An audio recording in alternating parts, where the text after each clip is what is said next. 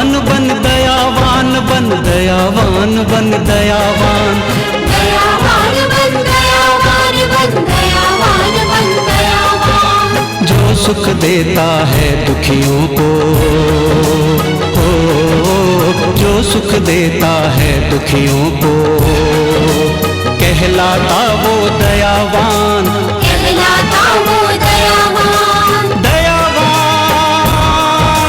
दयावान दयावान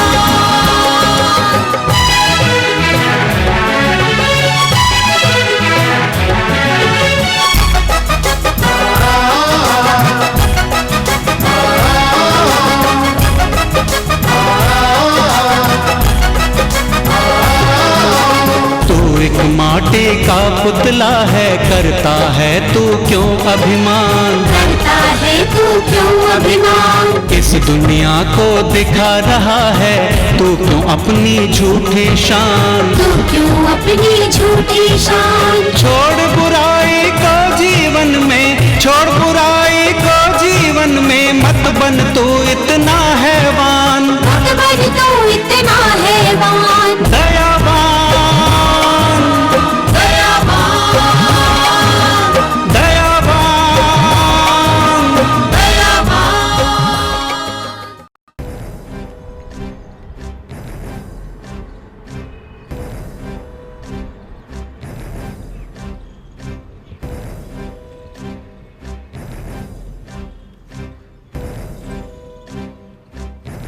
हाँ यार, क्या बात है। अरे वाह, क्या बात है सुरेश, आज तेरा लक बड़ा काम कर रहा है, हैं? हाँ यार, वाकई आज मेरा लक बड़ा ही काम कर रहा है। वो देख, आ रही है मेरी छमिया। उस दिन तो बचकर निकल गई थी, आज देखता हूँ कौन बचाने आता है इसे। आओ मेरे साथ। हाँ हाँ चलो।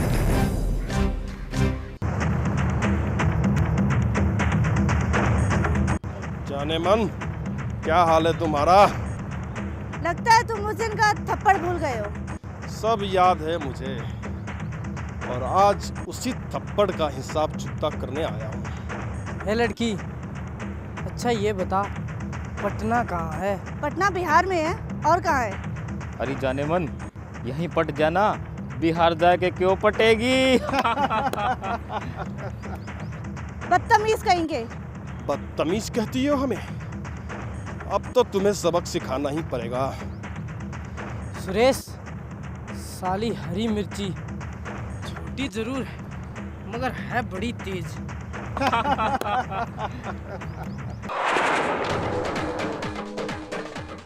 सुरेश, ये क्या बदतमीजी है? एक लड़की जो सीधी और शरीफ खानदान की है, तुम सब लोग मिलकर उसे इस कदर परेशान कर रहे हो। शर्म आनी चाहिए तुम सबको। शर्म हमें नहीं, तुम्हें आनी चाहिए दीपक, क्योंकि तुम हमारे बीच में आकर खामोखा अपनी टांगे अड़ा रहे हो। सुमन, तुम घर जाओ, देखता हूँ मेरे होते तुम्हारा कौन क्या बिगाड़ता है। चढ़ो, जाने दो इसे, इससे तो बाद में निपट लेंगे।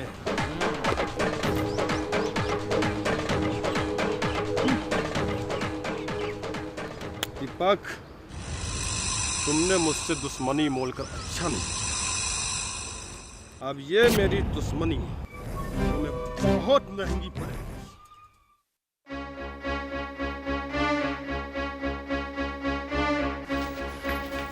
क्या हुआ बेटा, इतनी घबराई हुई क्यों हो? कुछ नहीं माँ, रास्ते में आज फिर सुरेश ने कुछ गुंडों को लेकर मेरा रास्ता रोककर खड़ा हो गया। बड़ी मुश्किल से अपनी जान बचाकर आई हूँ। उसकी ये हिम्मत, उसने तुम्हें आज फिर छेड़ा। मैं भी पुलिस को बुलाता हूँ। सुमन, तू अपने कमरे में जा।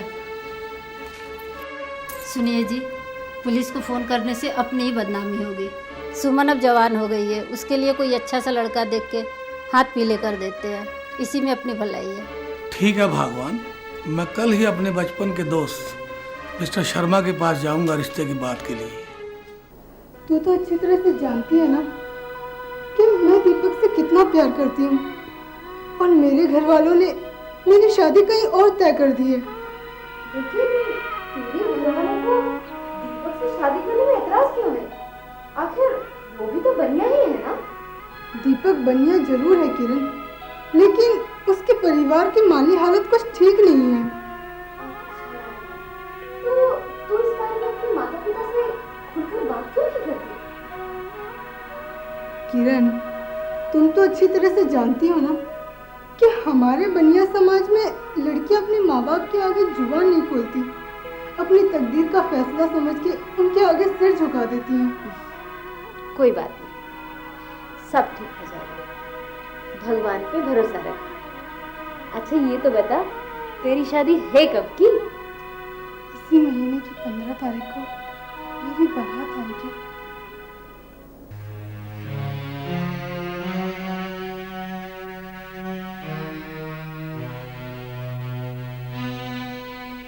ज्योति, तुमने मुझे बुलाया? बोलो क्या बात है? दीपक, अभी भी वक्त है, मैं कहती हूँ चलो भाग चले। नहीं ज्योति, मैं अपने प्यार को रुसवा नहीं होने दूंगा। मेरी वजह से कल को तुम्हारे माँ बाप की इज्जत नीलाम हो, ये बात मैं हरगिज बर्दाश्त नहीं कर सकता। दीपक, ये बात की बाद में देखी जाएगी। अगर आज मैं किसी और की हो गई तो तुम्हारे पास जिंदगी भर पछताने के सिवा और कुछ नहीं रह जाएगा। अभी भी वक्त है, मैं कहती हूँ चलो भाग चले। नहीं ज्योति नहीं, मैं ऐसा हरगिज नहीं कर सकता। भले ही तुम्हारे माँ बाप मुझे तुम्हारे लायक नहीं समझते, मगर एक दिन देखना उनको इस बात का जरूर। गोयल साहब, ये बात आपको रिश्ता करने से पहले सोचनी चाहिए थी। आज जब बारात आपके दरवाजे पर आप पहुंची है तो आप कहते हैं मैं दहेज नहीं दे सकता। आज से पहले तो आपने कभी दहेज की बात नहीं की, बल्कि आपने तो ये कहा था कि हमें लड़की सिर्फ 3 कपड़ों में चाहिए। मैंने तो फिर भी अपनी हैसियत से बढ़कर अपनी बेटी को सब कुछ दिया है। अरे क्या खा क्या है? ये टीवी, ये फ्रिज, अरे ये तो आज के जमाने में एक भिखारी तक भी अपनी बेटी को दहेज में देता है। कम से कम इतना तो सोचा होता कि मैं एक ऊंचे घराने से रिश्ता कर रहा हूँ। अरे अपनी नहीं, कम से कम मेरी इज्जत का ख्याल तो किया होता। जज साहब, मैं आपसे वादा करता हूँ कि आपकी बाकी सब मांगे भी मैं जल्दी से जल्दी पूरी कर दूंगा, चाहे इसके लिए मुझे कष्ट भी क्यों न लेना पड़े। बस एक बार मेरी बेटी के हाथ पीले हो जाने दीजिए। गोयल साहब, मुझे इतना बेवकूफ न समझो। आज तक कभी ऐसा हुआ है कि शादी के बाद किसी ने लड़के वाले की डिमांड पूरी की हो? नहीं, ये शादी अब नहीं हो सकती। चलो बरातियों, अब ये शादी नहीं होगी। तुम दहेज लेकर रिश्तों में क्यों दरार यूं डाल रहे? ये समाज का कोड भयंकर, इसको तुम क्यों पाल रहे? इसे मिटा दो करो सदा, इसे मिटा दो करो सदा, दुल्हन के बाबुल का सम्मान, दुल्हन के बाबुल का सम्मान। दयावान, दयावान, दयावान। तार के लिए 6 गज की ये पगड़ी उसके सर का ताज होती है, उसकी इज्जत होती है। गोयल साहब, आप अपनी बेटी की शादी इस कमीने इंसान के बेटे से करना चाह रहे थे? अरे इसकी आंखों पर तो लालच का पर्दा छाया हुआ है। और आप मेरी बात ध्यान से सुन लीजिए। इससे पहले कि मैं फोन करके पुलिस को यहाँ बुलवाऊं, आप अपने बेटे की बारात को लेकर वापस चलिए, क्योंकि आप अच्छी तरह जानते हैं आजकल दहेज लेना और दहेज देना दोनों कानूनी अपराध हैं। मेरी बात मान लीजिए, आप यहाँ से चले जाइए, वरना अपने आप को जेल की सलाखों के पीछे चक्की पीसता हुआ पाएंगे। जाइए यहाँ से। चलो बरातियों, अब ये शादी नहीं हो सकती।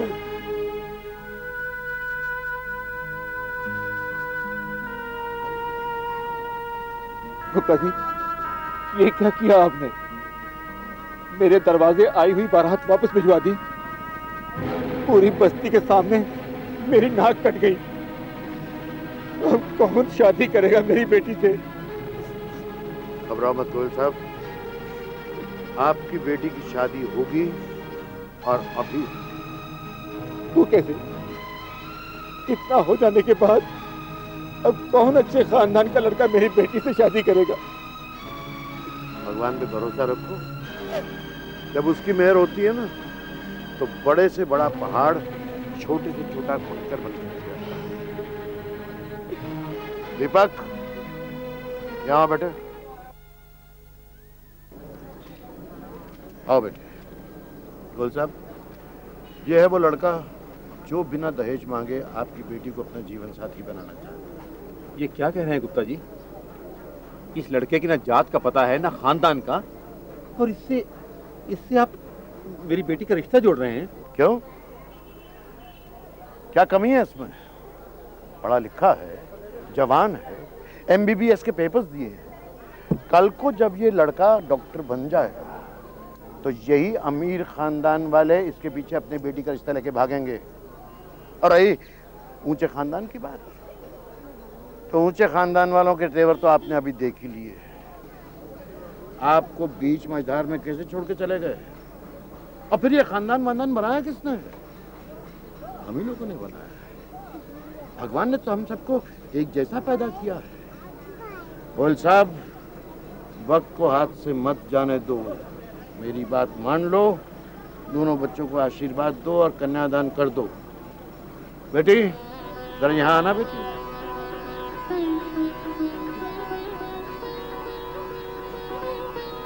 गुप्ता जी, आपने तो मेरी आंखें खोल दी। आज तक मैं जिन्हें हीरे समझता था वो कांच के टुकड़े निकले, और मैं जिसे पत्थर समझता था वो हीरा निकला। मुझे ये रिश्ता मंजूर है। चलो बेटो, चलो चलो चलो चलो चलो, गोयल साहब के पांव छुओ, आशीर्वाद लो। चलो शाबाश।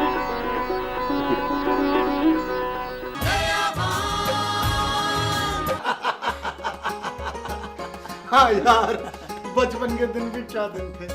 तुझे याद है, एक बार मास्टर का कार्टून तो बनाया था तूने और नाम लगा दिया था चट्टा का। और चट्टे की कितनी पिटाई हुई थी।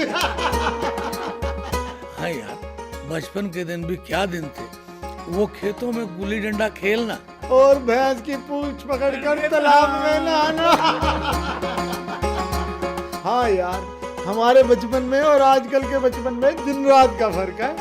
हम तो स्कूल तख्ती लेकर स्कूल जाया करते थे, आजकल के बच्चे तो 10 किलो का बस्ता गधे की तरह लेकर स्कूल जाते हैं। हाँ यार, बचपन के दिन भी क्या दिन थे। 25 साल पहले हमारी जो दोस्ती थी वो आज भी बरकरार है। अरे यार, क्यों ना हम इस दोस्ती को रिश्तेदारी में बदल लें? क्या मतलब? अरे मेरा मतलब ये है सैगल कि मैं तेरी इकलौती बेटी सुमन को अपने घर की बहू बनाना चाहता हूँ। यार शर्मा, तूने तो मेरे मुंह की बात छीन ली। मैं तो ये बात तेरे से खुद करने वाला था। सोच ले। सोच लिया तो फिर ले, मेरे बेटे दीपक के लिए अपनी बेटी को मंजूर कर।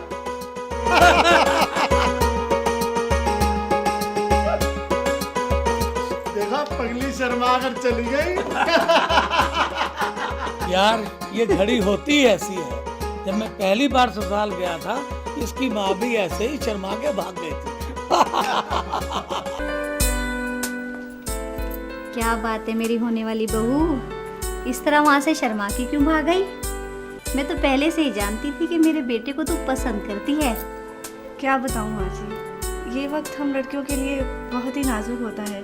बड़ों के सामने अपनी शादी की बात सुन के दिल कांप सा जाता है।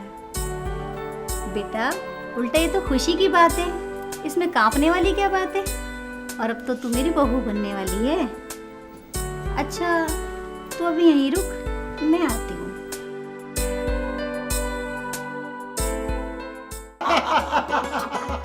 लो, दीपक भी आ गया। क्या बात है डैडी, आज आप बहुत खुश नजर आ रहे हो। ओए पुत्र, आज बात ही कुछ ऐसी है, तू भी सुनेगा तो खुशी से पागल हो जाएगा। तो डैडी, मुझे वो बात नहीं सुननी, क्योंकि मैं इतनी जल्दी पागल होना नहीं चाहता।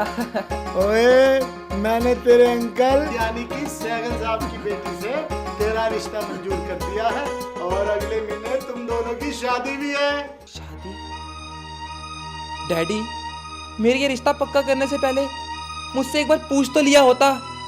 ओए पुत्र, जब मेरे माँ बाप ने मेरी शादी तय की थी तब उन्होंने मेरे से पूछा था जो मैं तेरे से पूछूं? जा नहा धोकर कपड़े बदल कर आया बड़ा पूछने वाला।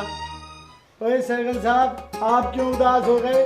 अरे अभी तक तो मेरी इसकी लगाम मेरे हाथ में है और जैसे ही तुम्हारी बेटी से इसकी शादी हो जाएगी, जैसे वो डुगडुगी बजाएगी वैसे ये नाचेगा जैसे हम दोनों नाच रहे हैं। हरे राम हरे राम हरे राम हरे हरे, हरे कृष्णा कृष्णा कृष्णा हरे हरे। अरे बेटा विनोद, हाँ, ये सुबह सुबह बहू को लेके कहाँ चल दिया? डॉक्टर क्या लेके जा रहा हूँ? डॉक्टर के बंदे को चेकअप कराने के लिए। ऐसा है, डॉक्टर नी को कह के ना इसका अल्ट्रासाउंड करवा लीजिए, और अगर इस बार भी लड़की हुई तो वही ऑपरेशन कराओ। हमें 4 लड़कियां नहीं चाहिए। क्या माँ, तुम भी शुरू से बेतों की बातें लेके बैठ जाती हो? लड़का होना है लड़की होना हमारे हाथ में थोड़ा है, जो भगवान को मंजूर है वो हो जाएगा। सुबह से मूड खराब कर देती हो। चलो विमला। कोई बात नहीं बच्चों, कल को जब एक एक लड़की की शादी में लाखों का दहेज इकट्ठा करना पड़ेगा ना, उस वक्त पता चलेगा कि माँ बिल्कुल सही कह रही है।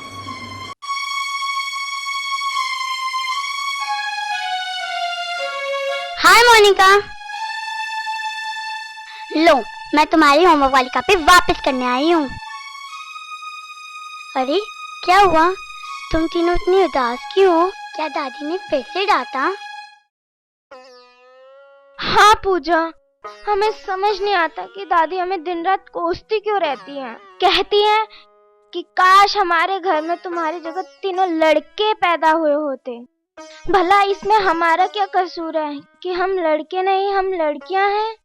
चलो, मुझे तो एक बात की खुशी है कि मेरे घर में ऐसा वैसा कुछ नहीं है। मेरे चाचू और मेरी माँ मुझसे बहुत प्यार करते हैं और मुझे अपनी बेटी नहीं हमेशा अपना बेटा ही मानते हैं। काश हमारी किस्मत में भी ऐसा होता जो हमें भी कोई इतना प्यार करता। देख नितिका, तुम्हारी किस्मत में भी ऐसा हो सकता है। मेरे दिमाग में एक आइडिया आया है जिससे तुम्हारे दादा दादी और तुम्हारे घर वाले तुमसे बहुत प्यार करेंगे और तुम्हारे आगे पीछे घूमेंगे।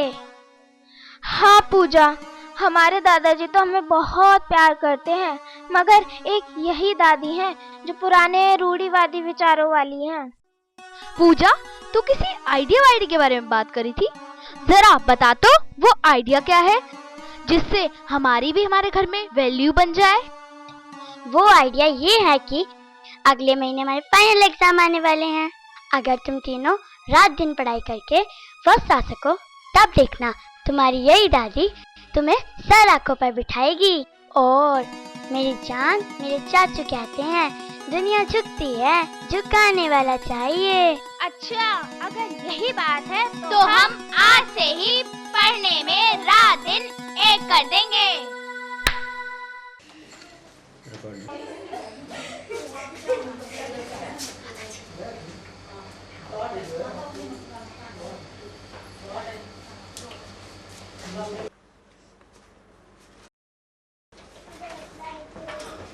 दादाजी, दादाजी। अरे आओ बच्चियों आओ। अरे आज तुम तीनों उदास क्यों हो? क्या बात हो गई? अरे आज तुम्हारा मुंह उतरा हुआ क्यों है?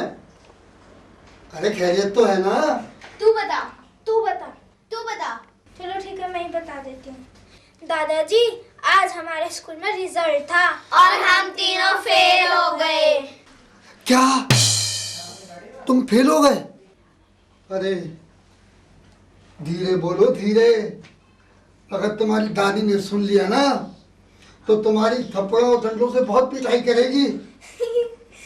दादाजी, मार तो हमें तब पड़ेगी ना जब हम तीनों फेल हुए होंगे। हम तीनों तो अपनी अपनी क्लास में फर्स्ट क्लास फर्स्ट आए हैं। अरे वाह बेटा, तुम तीनों के तीनों फर्स्ट आई हो, देखा ना? अरे ठीक ठीक ठीक। अरे भाई फर्स्ट क्लास फर्स्ट आ गई। अरे बेटा ये चमत्कार हुआ कैसे? दादाजी, हमने सोचा कि दादी हमें रोज कोसती रहती हैं और रात दिन ताने देती रहती हैं क्योंकि हम लड़कियां हैं। उनका कहना है कि हम लड़कियां लड़कों के मुकाबले कुछ नहीं कर सकती हैं, इसलिए हम उनके परिवार पर बोझ हैं। नहीं बेटा नहीं। तभी हमने ठान लिया हम कुछ ऐसा करेंगे जो लड़के भी ना कर सकें। तभी हमने रात दिन पढ़ाई शुरू करी और नतीजा आपके सामने है। अरे वाह बेटा, तुमने तो कमाल करके दिखा दिया। अच्छा ये बताओ, इस खुशी के मौके पे तुमको इनाम क्या चाहिए? दादाजी मेरे को साइकिल चाहिए। बिल्कुल साइकिल मिलेगी बेटा तुम्हें। दादाजी मुझे गेम्स वाला मोबाइल चाहिए। मेरे स्कूल में मेरी कई सहेलियों के पास है। बिल्कुल गेम्स वाला मोबाइल तुझे जरूर बिगाड़ो बिगाड़ो, इनको और मोबाइल दे दे के बिगाड़ो। भला इनसे कोई पूछे कि इनकी उम्र है मोबाइल देने की? अरे भाग्यवान, आज इन तीनों ने वो कर दिखाया जो आज तक हमारे खानदान में किसी ने नहीं किया। अच्छा हाँ, ऐसा कौन सा गुल खिला दिया इन तीनों ने जो इतने मेहरबान हुए जा रहे हो? अरे जरा देखो तो सही इनके प्रोग्रेस कार्ड। इन्होंने फर्स्ट क्लास फर्स्ट हासिल किया है अपनी क्लास के अंदर। First class first.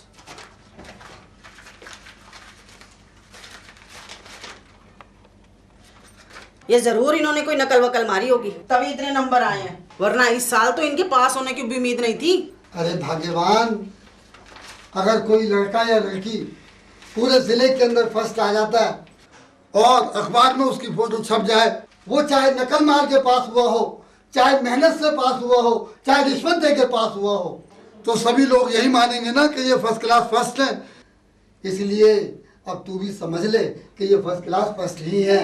अच्छा चलो मान भी लिया कि ये नंबर लेके आई हैं, फर्स्ट क्लास फर्स्ट आई हैं, लेकिन फायदा क्या? कल को तो इनकी शादियां हो जानी है, इन्होंने दूसरे परिवार चले जाना है, वहां जाके तो इन्होंने चूल्हे चौका ही फूकना है। इस पढ़ाई का क्या फायदा है ये तो बताओ। अरे भाग्यवान, किस जमाने में जी रही हो? आज जमाना बदल चुका है, अपने आप को जमाने के साथ बदलो। फिर से भाषण शुरू। ऐसा है, अपना ये भाषण ना अपनी चहेतियों को ही सुनाओ। मैं तो चली पूजा पाठ करने, जब देखो इनकी तरफदारी। अरे ये जो है औरत होकर औरत जाति की दुश्मन बनी बैठी है। जिस तरह से कुत्ता एक कुत्ते का बैरी होता है। हे प्रभु, जिस समय तू अकल बांट रहा था उस समय ये औरत कहाँ गई थी? नहीं है। हाँ, हम तो सोचते थे कि चलो गरीब घर की लड़की है, हरे दान दहेज नहीं लाई तो कोई बात नहीं है, कम से कम सास ससुर की सेवा तो करेगी। लेकिन मैं देख रही हूँ कि आजकल कैसी की तरह चलने लगी है। बस कीजिए माँ जी, बस कीजिए।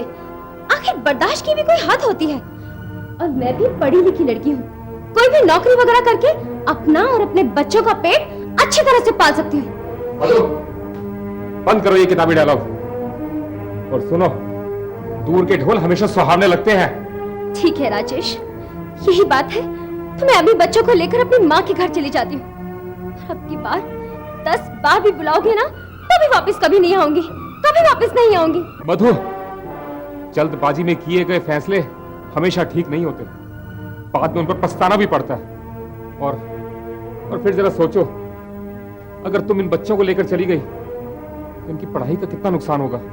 राजेश, मेरी जिंदगी जो यहाँ खुद खुद कर बर्बाद हो रही है उसका कुछ नहीं। आखिर कब तक मैं तुम्हारी माँ की जली कटी बातें सुनती रहूंगी राजेश, कब तक? और ये सास नहीं, सास के नाम पर कलंक है, कलंक। खबरदार, जो मेरी माँ के खिलाफ एक भी शब्द उल्टा सीधा बोला तो चमड़ी उधेड़ कर रख दूंगा। हाँ, इससे ज्यादा तुम कर भी कह सकते हो। एक मजलूम औरत पर हाथ उठाकर अपने आप को मर्द समझते हो। आज देख ली तुम्हारी मर्दानगी, अच्छी तरह से देख ली।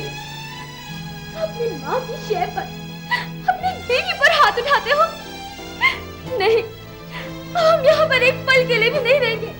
मेरा बच्चा राजेश, कह जा अपनी बीवी से, और इसके घर की चौखट से बाहर कदम निकाला तो फिर इस घर में कभी नहीं आएगी। हाँ ठीक है माँ जी, मैं भी आज के बाद यहाँ कभी वापस नहीं आऊंगी। मेरे माँ बाप इतने भी खैर गुजरे नहीं है कि मुझे और मेरे बच्चों को 2 वक्त की रोटी भी ना दे सके। चलती हूँ मैं। चलो बच्चे, चलो मेरे साथ, चलो इस घर से। अब हम यहाँ पर एक पल के लिए भी नहीं रहेंगे। चलो मेरे साथ।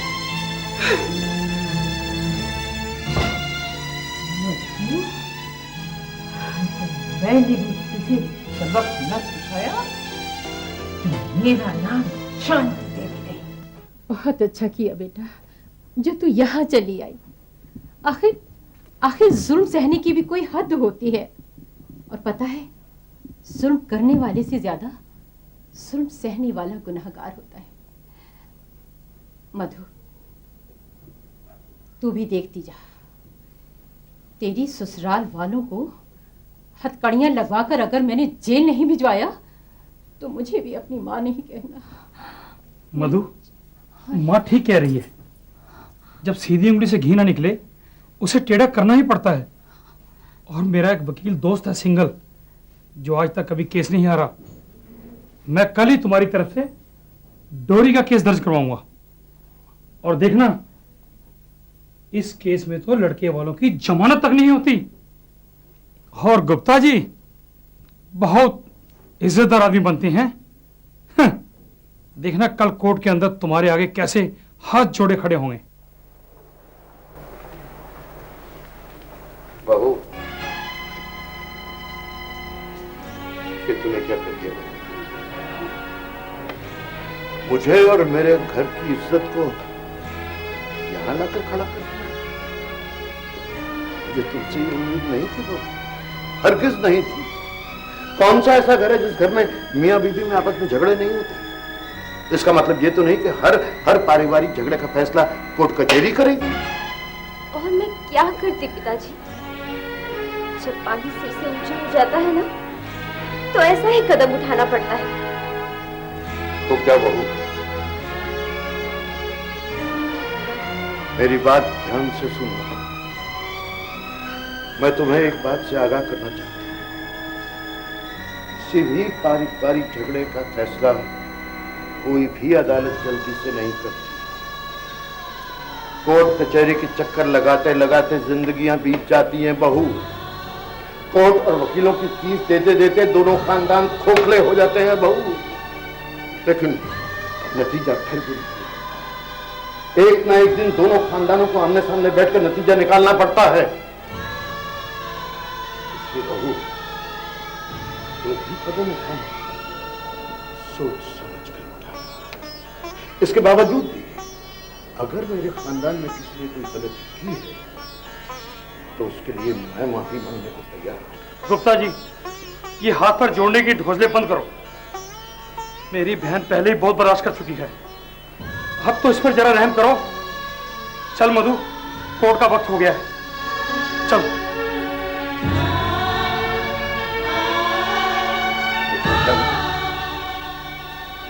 तेरे रोज रोज के कलेश ने मुझे और मेरे खानदान की इज्जत को कहां से कहां लाकर खड़ा कर दिया है।